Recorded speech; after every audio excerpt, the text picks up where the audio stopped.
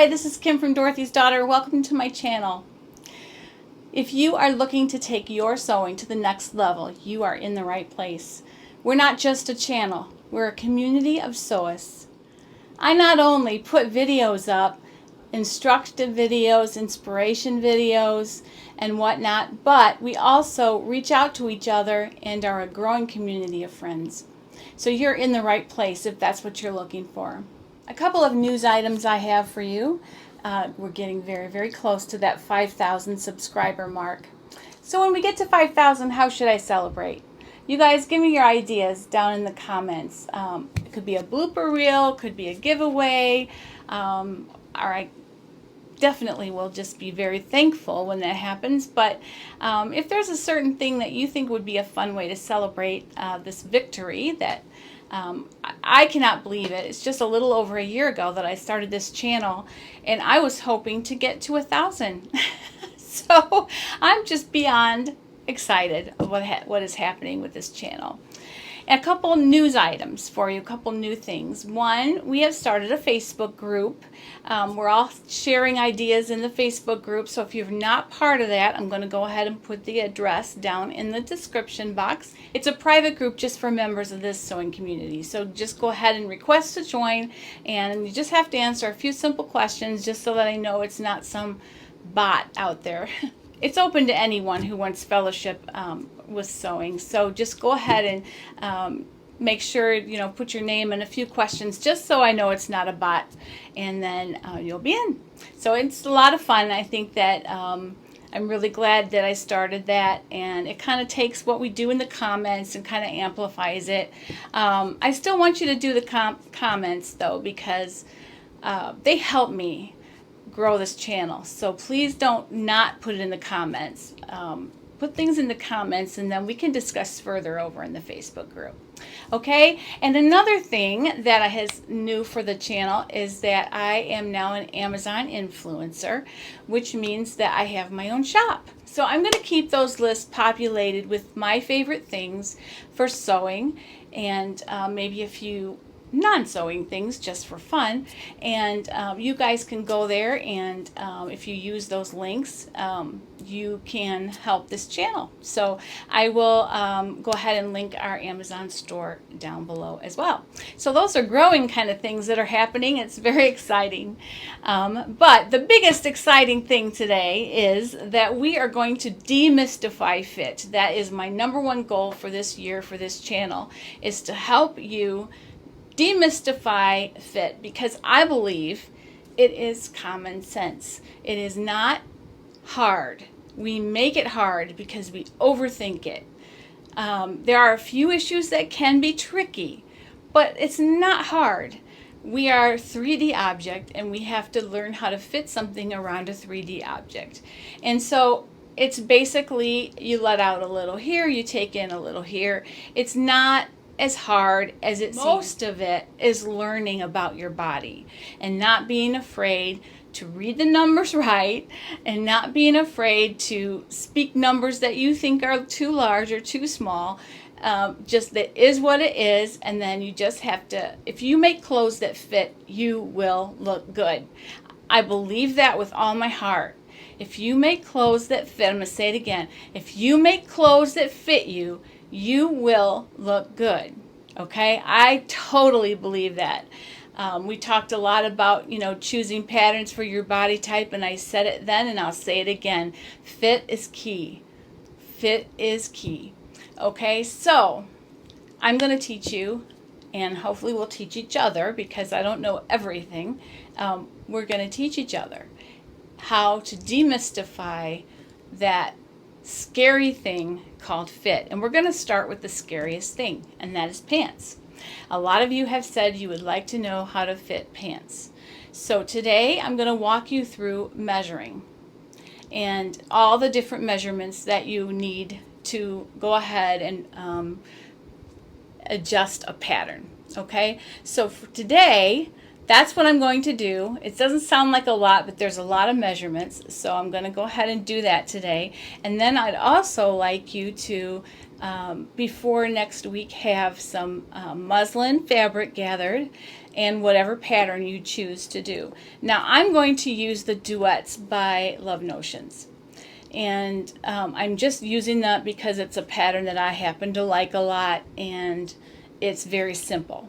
So whatever pattern you choose, I would suggest that you choose something simple. Now it can be a woven or a knit, but it needs to be something with no fly and no advanced kind of things like that. A side zipper is okay. Elastic waist is okay. That doesn't really make that much difference, but make sure that it's something simple, okay? And then the other thing is, don't start with jeans, okay? Just don't, it's just because you have to make adjustments on every piece. And so while we're starting out, let's just keep it simple.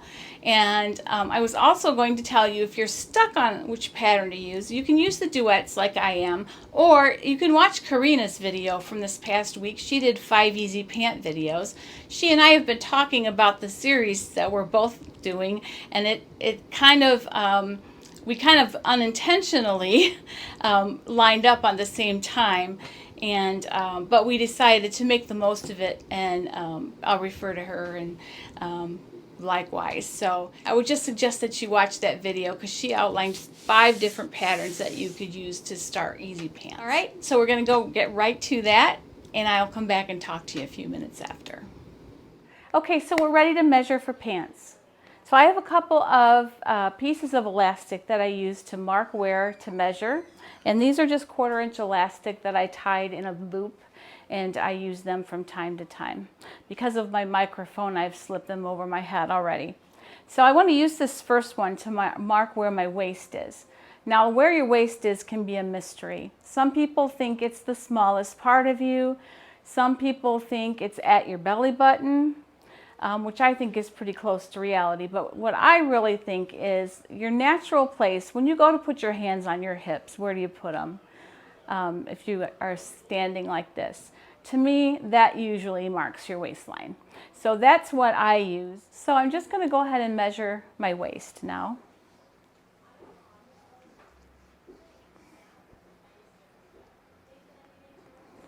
And right now I have a lot of clothes on and microphone wires and stuff, so I won't use this. Mine is normally about 39, and I get about 41.5 right now, but I have some clothes on. So that's your waist. You want to mark that down. All right, and then the next place you want to measure is your hips.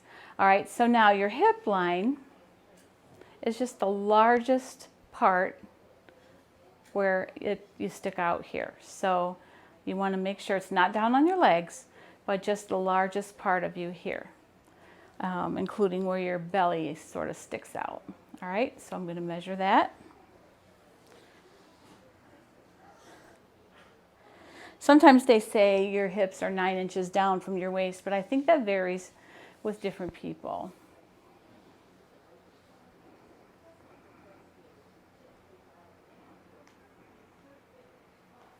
All right, and right now I got 49 there. The next measurement you're going to want to get is your crotch rise. So what you're going to do is you're going to mark, bend in half, and just slip the elastic band right at the point where you bend. And then make sure it's straight all the way around. Now I don't have a mirror, so I can't really adjust mine, but you make sure that it's where it needs to be right here, okay? If you have a buddy, they can help you make sure that that is indeed where you're bending, okay? Now, what you want to do is go from your waist down to that, all right? We will call that rise, all right? So for me, that's very short. Most people, it'll be, 8, 9, 10. Mine is only like 7, so I have a very short rise. All right, so the next one you're going to need is your crotch depth. And so what you want to do is you want to put your tape measure right at your center front of your waistline. And what you want to do is thread that underneath, go from the center front of your waistline to the center back. and that is your crotch length.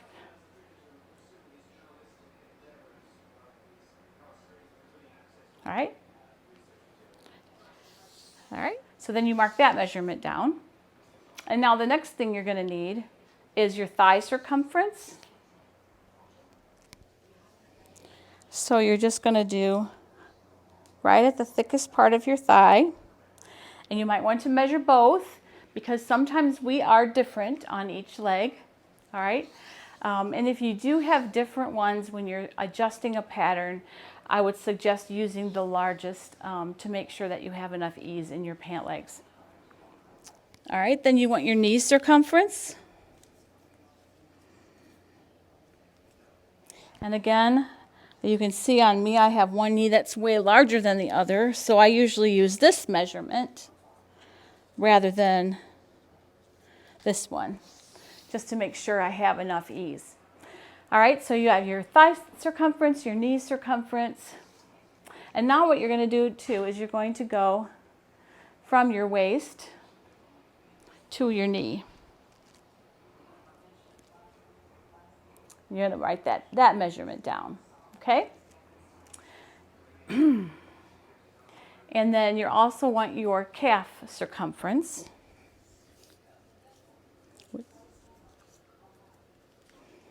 All right? And then your inseam. Very difficult to do for yourself. You can do this one of two ways. If you can't do it to yourself, what you can do is you can find a pair of pants that you love the length of, and you can measure the inseam on those. Or you can have your husband or a friend help you measure the inseam. All right? Now, to just talk a little bit about crotch curve. All right, so we will not use that in the beginning until you go to make corrections on your muslin. But now for your crotch curve, if you have a flexible ruler like this, it will really go a long way to help you troubleshoot your problems with your crotch. So what you want to do is take a rubber band and just tie it or put it somewhere in the middle of the ruler, okay? Now you want to take that rubber band and you want to put that right on the seam where your leggings are, or whatever, wherever your crotch seam usually is. If you put on a good pair of leggings, you can usually do this. All right, so I'm going to go ahead and put this at my belly button or at my waist. All right, then you're going to bring the back up and around. All right, and what you're going to do is you're going to make sure that it's molded to you, okay? Okay, then you're going to gently step out of it, keeping the curve. I don't step out of things too gently. And you have your crotch curve, okay? And so this can be used then to make alterations on your pattern. You can see the way mine is, I'm very slanted with a higher back rise than the front.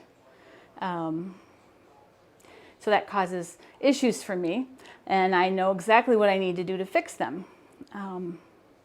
But that is going to be very telling for you if you have a flexible ruler.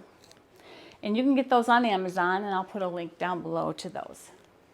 All right, so those are the measurements that you're going to need to get on yourself for pants. So hopefully you now know where to start with your measurements, and you can go ahead and just jot all those down on a piece of paper and choose your pattern and grab some muslin fabric. Now, muslin does not have to be real muslin. It can be anything that sort of mimics the look and feel of your fabric that you want to use.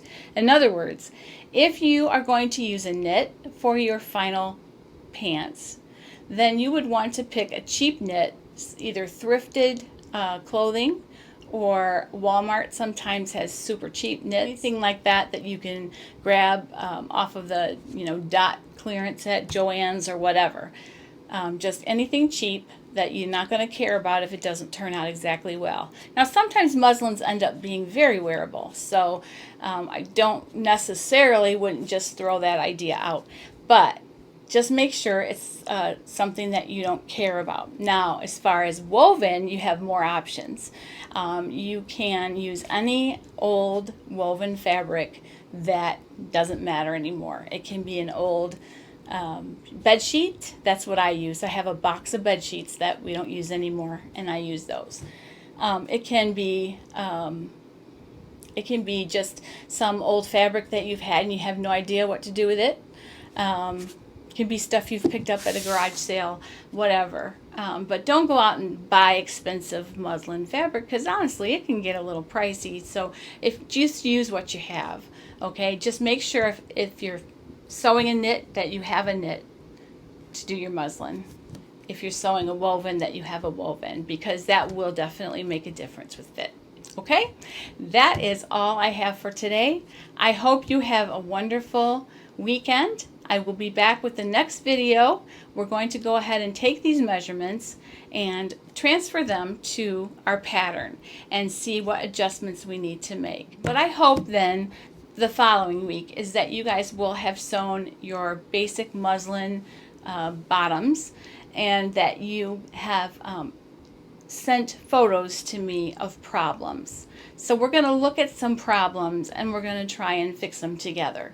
So this is going to require you guys sending me some photos. That's one of the reasons I started the Facebook group, is that's another place that you can send me those fit photos. So what we're going to do is we're going to learn how to read those wrinkles. We're going to learn how to adjust that crotch curve. If you get that right, if you can even just kind of have in your head what that's supposed to look like for you, you can take a look at a pattern and know that you're going to have to make adjustments. Okay? Simple, simple, simple. It really is. Most of these fixes are just, if this happens, you do this. Did it. That's it. So once you learn that on one pattern for yourself, you will always be able to make perfect fitting pants. Okay? You might find an oddball pattern out there somewhere, but for the most part, you're going to be able to look at a pattern and know right away whether that is going to be a good one for you or not. All right? Have a wonderful weekend. I will see you soon. Sunday, we're going to chat at 3 p.m. Eastern Time. So I'll see you then. And in the meantime, gather your muslin materials and have them ready to go next week. And happy sewing!